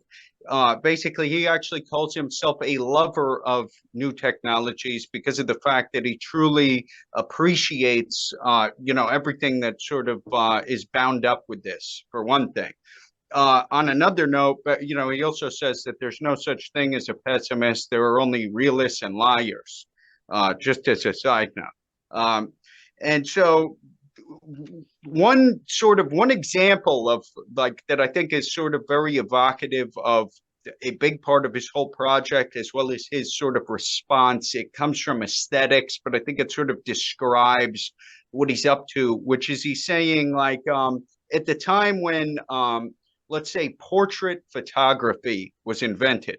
If you were a painter of portraits, obviously, unless you are the very best, this is going to significantly disrupt the overall milieu, no question. And so in the backdrop of the invention of photography, you see painters basically move to Impressionism, where they nevertheless are preserving the phenomenological sort of moment, that is bound up with, just this quick sort of impression of the human being or otherwise. Of course, at the same time, there's an aspect where this is going to begin the meltdown towards, let's say, I don't know, pointillism, cubism, surrealism, and, everything following that. At the same time, though, the idea here is that the Impressionists were able to create traction that preserved something there. I love what you're saying, because now I'm thinking about like the history of art as like the history of nihilism. Like they kind of map onto one another. Basically. So I don't know about the extreme science part, but so basically the idea that it's the object would be something along the lines of the creation of traction against just sort of unbridled technical acceleration. And here's the issue where, I'm going to circle back to the idea of catastrophe, where let's say you have the development of planetary scale logistics. As a consequence of that, you now have the technical progress accident of COVID. And whereas in the past, something like COVID, it's substantially unlikely that it would have led to the shutdown of like, the whole Western economy in some sense. In this situation, this is now sort of the inciting event that lends itself now towards basically, let's say, Zoom, pod life, and increasing polar inertia. And, even though we may be walking that back to some degree, there's still a sort of intensification there, and so on and so forth. So basically, the idea would be similar to like what Guattari calls soft subversions, something along the lines of we need to, the object would be, and this is what he does with the Technical Progress Accident Museum and his idea for the University of Disaster, something along the lines of, the optimal move would be to try to reverse engineer the technical progress accident in order to avoid some of the negative externalities under the sort of very hardened realist assumption that, that these catastrophes are always already there. Yeah. So in terms of responses, I'm thinking that one thing, and to feed back into everything that's already been said, one thing Virilio was trying to teach us is that in order to respond to the accident or the catastrophe, we have to realize we've lost our ability to respond. So the feeding back into what was said earlier about the relationship to the world, which is technically mediated, symbolically managed through speed and so forth, and through emotional synchronization. This has distorted our reality to respond to begin with. So we have to understand that our capacity to respond has been distorted in order to then go, okay, well then what else can we do to respond? So that's kind of number one thing I would say. I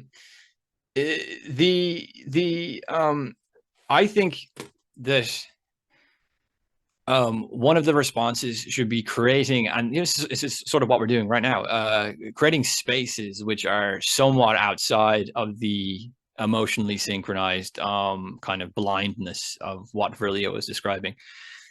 So that includes just doing philosophy and having dialogues. But I think that this let's say cultivating space where some sort of reason or some sort of capacity to respond, some sort of courage can be cultivated to help push back against the emotionally synchronized state of emergency. I think Virilio would argue that it also has to contain, things which buffer speed and things which maybe reclaim us back into the world, because we're kind of de-worlded through speed. We're de-worlded through emotional synchronization. We're de-worlded through these technologies. So, responses should be, I think, they should have these very Virillian themes in mind. So if things are going too fast, how do we slow things down? In a sort of existential sense, even, or a philosophical sense, how do we slow things down? If we are pushed into a world in which there's so much infrastructure, our relationship to reality is given to us by informational infrastructure. We don't go anywhere. Everything's being brought to us. How do we literally just reverse that? How do we go, okay, well, let's walk around in the world without having everything fed to us, let's think without doing so through an informational infrastructure, which is giving us and mediating for us. How do we find other mediations? How do we find more directness and so forth? Which is why touch is important there, because touch is something that's more direct, right? Finding these, I would say, a kind of like alternative practices and ethics for just thinking and being in the world in that kind of very basic phenomenological sense.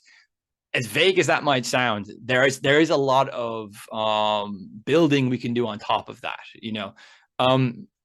So I would say another thing, more political response, and I'm not sure what Virilio would think about this, but I like to imply it, and maybe this is just the kind of Platonist in me just emerging, but if we have a sort of expert class and a technical innovative class that cannot perceive what they are doing, they're sort of enthralled into the propaganda of progress and the extreme science and everything like that.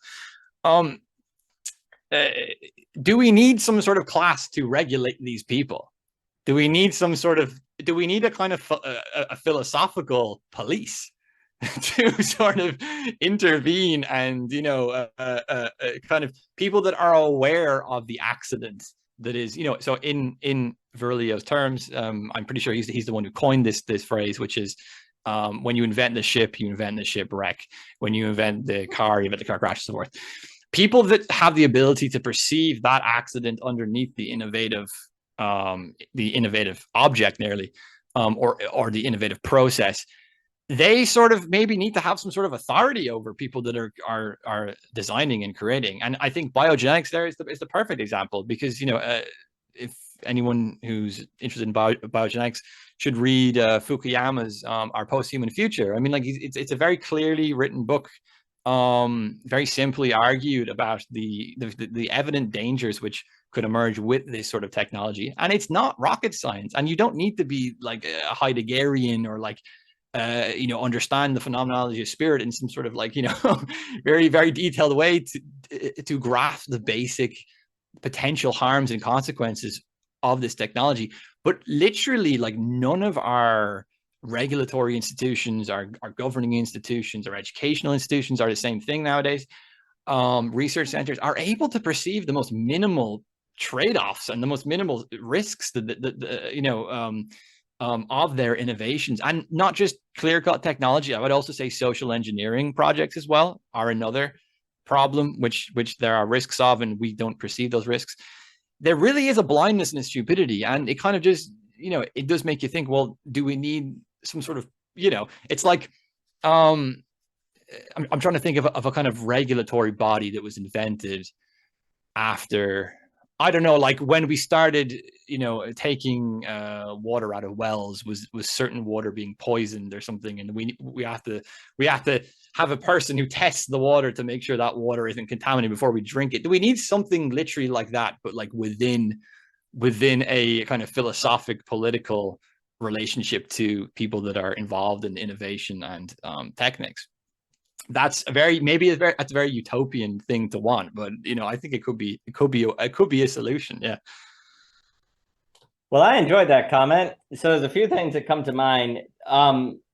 Arguably the school and education system was supposed to be a kind of regulation of how people saw. And then, of course, it was taken over by corporate interests and all the things that the great Mr. Hansen has traced out in his book. So is there a way to have a philosophical apprenticeship, a philosophical sort of like, it's interesting to think of it as a regulatory body. Now, of course, the danger is, could you just have the politics that defines all regulatory bodies, and then the people who work at Goldman Sachs are regulating Goldman Sachs in the 2008, every regulatory body is susceptible to capture. But there is something in the point that you're making, though, is pointing to something critical. Because if indeed it's a warfare of ways of seeing, like that's, I guess, it's like a warfare of horizons, right? Well, then how do you regulate or make sure that technologies are not creating horizons that benefit them and the corporations or the governments or so on and so forth, right? Well, obviously, philosophical king, philosophical regulator kind of thing. A way, to me, this is the problem of scale that I talk about or think about all the time, because I think it's like the most difficult question of all. Because if you go, everyone needs X, right there, you're at risk of totalitarianism and oppression, right? Because you're like, everyone needs X, so I'm going to force everyone to do X. But then it's very clear that there is some kind of X that everyone needs, or they're going to continue to be manipulated by the system, right? So it's like Daniel Frege says in Ontological Design, like you're already in the warfare of ontological design, which basically is the horizon argument, right? So you have to fight back. And if you go, well, I don't want to fight back because I don't want to be totalitarian, well, then you lose. But then if you say, well, let's fight back and you get it wrong, well, then you could oppress, right? This is the super complicated, difficult question. I think it has something to do with architecture, like how you design the society and what you incubate. Like as I've talked to you before, Mr. Hansen, like I think the classroom basically teaches you that someone good at trivia is educated, like with Neil Postman, right? Well, if we're saying that basically people need to get better at philosophy, then you have to have a classroom that in its medium teaches people that discussion like we're doing here is what educated people do, not be good at random trivia questions, which then, of course, serves AI and technological thinking, right? Because then the AI is smarter than the human, because it will always be better at trivia than we are. And therefore, you get a sort of, AI, transhumanism, doomerism kind of thing, right? So one example for me to what you're saying is if we take seriously what you were saying just there, Owen, it would mean that the classroom has to, in its structure, suggest other values of what it means to be educated. And for me, one of those is you're educated to the degree you can articulate, defend, and own your own way of seeing the world. Like that is a new form of self-defense. Like that, it's always been a form of self-defense. It's just pressing now. It's just really pressing. Like education needs to, in its structure, suggest that an educated person is aware that they have to fight for their way of seeing. I don't think the current academic system does that at all, because it wants you to see that they are in power, just like Hansen is laying out so well. So what would it mean to change that? Can you do that in an institutional setting? Does it mean we have to have decentralized learning webs like Ivan Illich talks about? I mean, all of these different things are pointing at it, but it is very interesting to think about some sort of, and maybe this is what the liminal web is, one giant philosophical regulatory body that is pointing to the problems of what these horizon capture ontological fight is doing. But then if the average person doesn't watch the liminal web or know about the liminal web, there's different issues. But you're pointing at something very important there that gets to me at the problem of scale. So obviously I have openly argued for the theoretical destructuring and dismantlement of the U.S. college and university system, which actually it really becomes even more acute in the next book in the series. And, one of the primary reasons for this has to do with technical progress accidents and basically what I'm calling cognitive disaster capitalism, which is, that's in part another story. Perhaps that's a bit pie in the sky. I'm just saying that, that would be the optimal scenario. You have the issue of where some of the, let's say, the critics of higher education would compare let's say, yeah, I don't know, they might compare my project to something like, like the attack on the monasteries or under Thomas Cromwell. I don't necessarily agree with that because I think the presupposition there is somewhat incorrect. And I think that the contemporary U.S. college and university system actually has to be theorized as more similar to the Bacchanal. And so, like in the way that the Roman Senate basically, looked to censure the Bacchanal. So now, whether or not that's possible, that's quite perhaps pie in the sky. Nevertheless, Virilio thinks that the future is really going to hinge on sort of a conflict between the aesthetics of extreme science, basically, represented by, let's say, transgenic engineering and, everything bound up with that versus ethics.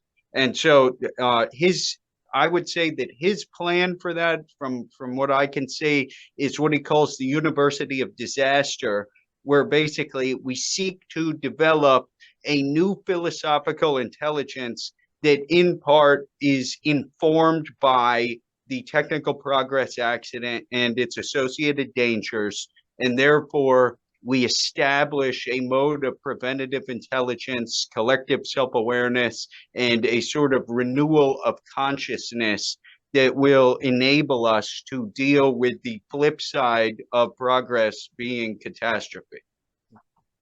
Well, I'll just comment on that quickly because, like with Ivan Illich, because we're doing this class of parallax on Ivan, and what's so interesting is when he talks about the parable of the Good Samaritan, and they're asked, "Who is my neighbor?" And Jesus tells this story, and Ivan's like, "It's the guy you come upon on the road." Unexpected, unknown, you can't know ahead of time. And basically then you love your neighbor if you're ready for the unknown. Like you have to be prepared for something that you don't know is going to happen, but when it happens, you can respond to it adequately. And I associate that. I think Virilio's points on accident are incredible, where he does this blurring of accident with the Aristotelian category of accident. And it's in the accident that you find out what is the substance of the thing. And really you can't know until the accident. And then what's the critical thing is if technology is getting so advanced that we basically don't even know what it is until it breaks, which seems to be what markets are, right? Like, is it not the case over and over again? It seems like the economy is something that we don't even know how it works until the crisis. And it says, oh, it worked because it overly speculated the housing market. Oh, it worked because there were 1 billion empty homes in China that was built. Oh, it worked because of the derivative market. Now we know. That's a little late. But it's something similar with like technology. And so an educated person then has to be someone who's ready for something they don't know is going to occur. You could even say black swans, but by definition, a black swan is something you don't know is going to happen. So how do you know how do you prepare for things you don't know what's going to happen? Well, that seems to be, and that's why I guess for me, I think so much in terms of skills, discernments, like being ready for the unknown. And to me, like, what is someone who doesn't have to be afraid, but someone who has the skills? Like, there's like a correlation here. Like, if you don't have any skills to be prepared for the unknown and the unexpected, then you have to create your life in a very planned, contained, closed way, right? To make sure everything unfolds according to plan, right? But if you have skills and you're just able to respond to whatever the world throws at you, bring it. You don't have anything to be afraid of. So there's something about the loss of skill that contributes to the environment of fear, that then also makes us incapable of responding to our neighbor on the side of the road. That also makes us unable to respond to the accident, to then reply to the substance that manifests in a way that we are then not destroyed by it, that we're able to optimize according to it, that we're able to respond to it properly. But that's an entirely different way of thinking about education, because we basically thought about education not as skill acquisition, but in terms of winning trivia. Basically, you have the information in your head, you know the answers ahead of time, blah, blah, blah. And Paul Virilio, to me, is pointing with this University of Disaster notion, I think points to that in many different ways. And I think it's also thymotic, frankly. Like if you're developing skills to be able to handle whatever life throws at you, there's a thymos in that. There's a kind of, yeah, I'm going to rise to the occasion, especially then if in your community one is recognized, because we were talking with, with Owen on Thymos, then if the community recognizes, oh, you're able to respond to these unknown events in a certain way, and so on and so forth. So then that can be thymotic as well, and there seems to be a loss of the thymos. But I think that ability to just respond to the unknown just makes me think, like Paul, and then I'll pass it to Owen. Paul Virilio's notion of the accident, to me, does bring to mind kind of the Ivan Illich coming upon the person on the side of the road unexpected, who fell into an accident. Basically, something happened, and are you able to respond to them? And then that parable for Ivan Illich is basically a kind of structure that then he's like, all right, well, let's think of schooling now in light of that parable. Let's think of the medical industry with medical nemesis in light of that parable. Let's think of technology in light of that parable. And then even he goes through the structure of the written language. Like the written language leads us to having a way of thinking that's very structured, very planned. And I think what you see in that basically is that security kills the soul. Like there's something about security and knowing everything ahead of time, and that's actually not good for human beings, and that falls into a technological apparatus and structure. Now there's a difference between but again, that's another nuance, is like, what's the difference between security that kills the soul and wisdom that makes you like not have your garden die of your life because you didn't water it, right? Well, that's another thing that would require the ability to properly apprehend, so you can tell these distinctions, which again, if technology has screwed up our ability to apprehend, we can't tell the difference between those things because everything's sped up. So that a lot of what, but let me give it to Owen here, because everything you're saying, it just brings to mind a lot of what Illich is getting at as well.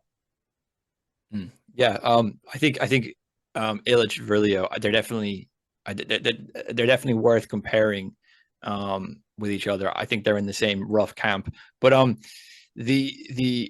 I think, as Joshua was talking about this term preventative intelligence, I think if you study Virilio through and you go through the 6 categories that we do in the course, for me anyway, and I presume for many other people, once they've done that, they're going to be kind of like thinking, well, what can we do? And then how do you respond? And then it kind of comes down to this theme of preventative intelligence. And I think cultivating a certain kind of preventative intelligence might be what we can infer from a kind of somewhat complete understanding of Virilio. And then we are kind of pushed into this task of, well, how do you cultivate preventative intelligence? What does preventative intelligence mean? Is it just an individual thing? Is it a community thing? Is it a group thing? And I think it's probably both, right? But so there's a lot there with preventative intelligence. There's escaping the emotional synchronization. There's overcoming fear. There's perhaps better use of technology. We still have some free will in how we use. Like, I don't use TikTok. I don't have to use TikTok. I will never use TikTok for a reason. We do have to use these technologies to some degree, I think, but we don't. We have some sort of free will in how we use them and what we use them for, and I think that's important, and I think that should be at least a little bit of optimism for a kind of preventative intelligence cultivation. So like all of the categories we've spoken of today, I think can be roughly used to maybe help cultivate this, and then by doing so, maybe we do have a better sight of the accident, and by having a better sight of it, we can then navigate in a way which doesn't lead to disaster. So that would be my kind of optimistic note. But I will perhaps not necessarily criticize Virilio, but like put a question mark over something, is that the issue with the preventative intelligence could be that we kind of end up with a sort of ethic of avoidance, that we're always trying to avoid something and we're never moving towards something. And modernity is very, very good at moving towards things. It's not very good at avoiding things. But at the same time, we may not want to live in a society which is very, very good at avoiding things, but not very good at moving towards anything. That might also be pretty bad. And I think even COVID was a little bit like that. We were all avoiding something, but none of us were moving towards anything. So I think perhaps also something that could be done as a part of this preventative intelligence would be kind of understanding an impulse or an ambition to move towards things, but kind of draw that away from, like, for example, draw creativity away from purely technical designs, and like how else can we express something like creativity or ambition in the world, so you can sort of sublimate that, like even though technology is already a sublimation, like technically, but you could like double sublimate that away from purely technological means, because I think part of the problem here is that everything today is expressed technologically. Everything today is caught into this propaganda of progress. We can't really imagine the improvement of society in any way that doesn't involve some sort of, if you ask any random person today, how do you see society improving? Oh, well, the scientists will do this, and we will fix this. It's very technocratic. It's very technocratic and technical. Other ways of expressing that impulse and having hope and ambition for things which are, are not purely technical, I think would be a good response as well. Well, that was an excellent comment. Well, I think the case is, I cannot stress how important Paul Virilio is. And it, again, just does my heart so good to know that you are teaching this class. One of the things, just based on what you're saying on this question of avoidance, to me, this is the problem. We talked about it, but it's the isolationist strategies or avoidance strategies for the modern world. Like, I think about the Benedict option, and I'm not even saying these are necessarily bad. I'm not saying there's no validity to them, but is the only way to deal with the current situation something more isolationist? If so, that would be where there's no way to bring thymos and the bourgeoisie virtues together, like we were saying with D.J. McCloskey, right? If not, if there's some way to figure out how to navigate this without a more isolationist strategy, I actually think that is what heavily needs to be thought and has not been thought, because it's the problem of spread. Okay, well then, if we're not going to isolate, if we're not going to have some sort of movement away, well, then you're talking about spreading something to a larger body of people that you don't have to isolate from. And how do you do it without having some sort of totalitarian oppression or just kind of repeating some previous mistakes? I think this, for me, is the problem of scale and the problem. And it's very, very severe. And I think most thinkers have ultimately come down on a more isolationist or avoidant strategy so far. And for good reason. I mean, I'm not blaming them, but it does, like, if we're going to say, well, the answer to public school is homeschooling, for example. I mean, we homeschool our children, but there's no denial that that is not a systematic social solution unless everyone's going to do it, but a lot of people can't, right? So, is there something better than that? Is there another way to do it? I think this is what we need to think. I think you put your finger on it very well. Well, gentlemen, as we come up on the close, if I were to ask you for some final thoughts on Paul Virilio in general, some other things that the class will teach on, further reasons to take the class. I think you've made an extraordinary case for why people should take the class in this conversation starting on November 1st. But I would give it the floor for any final thoughts or any final ideas. I've really enjoyed this. I wrote down all these different notes that I'm putting over here because I want to think through. And I also appreciate both of your work personally, because it has helped me understand thinkers like Paul Virilio better, open them up, make me see the text in new ways. And that's quite a gift. And I do think that can help you. Well, it has, for me, certainly made me more aware of these dangers in the modern world to engage in self-defense against. But I will first pass it to Mr. Hansen. And again, gentlemen, I've enjoyed this very much. So Mr. Hansen, please. Hey, thanks. As to your last question, I kind of think that a big part of Virilio's solution set has to do with sort of reverse engineering things from inside of the system to attempt to subvert it. Whether or not he was successful with that, we basically can't yet tell. One of his art exhibitions was entitled the Accident Museum, where what he was doing is he was showing technical progress disasters and basically exposing them. The name of it is Unknown Quantity.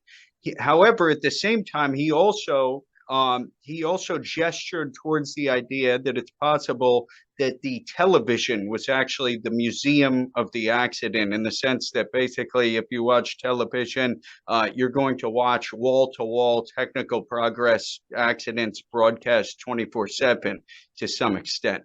As to the idea of the University of Disaster, on the one hand, he said he wasn't radical enough or militant enough to actually enact the University of Disaster, but at the end, he never actually identified a specific locale for this. I think it's possible that the University of Disaster is actually on the internet, where basically what you're doing is you are inside of the system and you are attempting to reverse engineer, expose, and potentially subvert technical progress accidents to some extent. All in all, I think that Virilio's analysis is some of the best that theory has to offer. I think that his predictions were the most accurate of any thinker during the 20th century. And in any event, he is definitely, one of the most explosive and dynamic, thinkers, probably all time within the history of philosophy, one of them. And so, basically that's the case for studying Virilio. I think that people increasingly should pick that up. At the same time, his overall literary corpus, it's over 30 books. It's very wide ranging. It's extremely interconnected. And so we try to, in the course, we basically try to point out these connections and try to really facilitate that understanding. We definitely want more people to read Virilio, and basically, if you're interested in doing that, we'd be most pleased to have you. And I'll let Owen, take it from there. Yeah. So just some closing remarks. Just on the course, I would say would be, if you're listening to this conversation or any other conversations we're having on Virilio, it can, we've already juggled all of these different categories in our heads, and we understand the connections of them. And sometimes when you hear people talk about Virilio, it can seem a bit vague or a bit broad. But in the course, we go through each section, like starting with speed and space and so forth, and everything step by step, and try isolate each topic, so that we don't assume this massive connection straight away. We go through everything kind of individually, and then the connections can start to flow as time goes on. So I think that's the best way of learning Virilio, is to kind of take these, which is how we structure the course, is to take things separately, and then as time goes on, start to see the intrinsic connections. And it's quite fun for people because there's so many different areas in which Virilio covers. If you're interested in media and propaganda, you have media. If you're interested in catastrophes and accidents, you have that. If you're interested in art and aesthetics, you have that. If you're interested in space and topography, which is what I'm increasingly interested in, and I think that's an extremely underappreciated and underthought area, which is going to be important, I think, for the next century. You have that. So Virilio can really shoot you off into a certain direction. You can really draw your attention. If you have a particular interest in something, whether it be warfare, whether it be media, whether it be politics, whether it be propaganda, whatever it is, he can lure you in and kind of show you its interconnectivity with all these other spaces using his own specific theoretical frameworks. So yeah, so there's just a bit of a note on the course structure and how we've kind of thought about teaching him. So that was just but thank you for having us anyway, Daniel. It's been really good. And if you haven't read them, I definitely I would pick up Administration of Fear, and I think you'll be very, very impressed. This one. Well, gentlemen, this conversation has been a treat. I think that we need Virilio studies, and there's not enough of it, and you're helping pioneer it, and I think that's invaluable. I think also something I always think about, a lot of people are like, why does philosophy matter? Why do ideas matter? What does it do for you? And a lot of times the thinkers that people start with, they'll say, well, just go to the start. Most people start with like Plato, obviously. You could go to the pre-Socratics, but that's not what people do. They go with Plato. And that's good, but sometimes you're like, well, okay, this is neat, but how is this relevant? Right? A lot of people feel that way. It's like, oh, I will, go to Descartes. Okay. They go on and go on and go on. Virilio will very quickly show you philosophy matters. I think it is a tremendous place to start. Because once you see, oh, wait, my very way of seeing the world is being weaponized against me. Oh, well, I need to take this stuff seriously. And I think it is a massive question of where one starts their philosophical journey. And I think if there are people who have not started that, or who are not, say, convinced that ideas matter, that they're not practical, blah, blah, blah, I think Virilio will quickly show you that's not the case, and that this stuff does matter, and that there are real stakes. And there are real stakes that are affecting you right now, right at this very moment. You are in the ontological warfare. Your horizon is being structured by technology. Things are being changed in the very way you see. And so you really can't see it because it's changing how you see as it is occurring. The only way to get it is to think it and to think back, well, these are all philosophical skills. And suddenly, oh, philosophy does matter. Ideas does matter. And Virilio also unveils to you a different kind of philosophy than what you've been taught in academia. In academia, you've been taught basically that philosophy is the history of philosophy. This is what this thinker, it's like the idea chain. And I'm not saying there's no value to that, but it just feels like a historic study that's been overturned by modern science, right? Because that's part of what the whole academic structure has convinced you of, is that it's all been overturned. But really, it's like, nope, it hasn't. And so I would greatly encourage people who perhaps wonder why philosophy matters or why ideas matter to take this course. I think it will convince you very quickly that they do matter, that books like this do matter. And if you don't read them, you pay a cost for not reading them, a cost that you may not even know you pay, because your very way of seeing and apprehending the world has been changed by the very things that are costing you. And if you don't want that to happen to you, and if you want to gain a way of apprehending life that might be a little more human and a lot fuller, I would suggest taking the course on November 1st. Joshua, Owen, it's been a pleasure. Thank you, gentlemen.